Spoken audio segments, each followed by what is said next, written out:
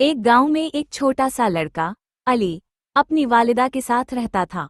अली बहुत ज़हीन और शौकीन था, लेकिन इसकी आदत थी कि वो हमेशा जल्दबाजी में रहता और कामों को तेजी से करने की कोशिश करता। एक दिन अली की वालिदा ने उसे बाजार से कुछ सामान लाने को कहा।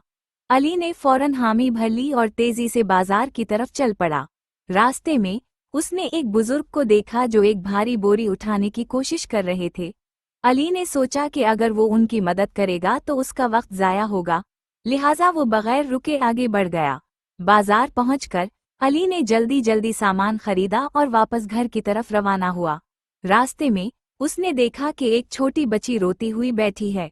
अली ने सोचा कि अगर वो इससे बात करेगा तो उसका वक्त ज़ाया होगा, इसलिए वो तेजी से घर की तरफ चलता रहा। घर पहुंचकर अली ने अपनी वालिदा को सामान दिया।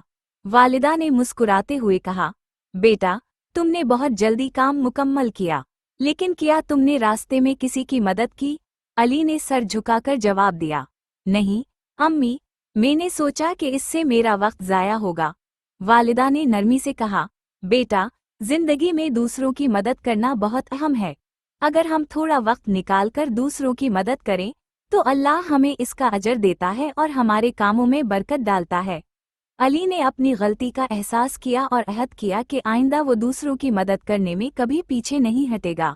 इस कहानी से हमें सबक मिलता है कि जिंदगी में जल्दबाजी से ज्यादा अहम दूसरों की मदद करना और उनके लिए वक्त निकालना है।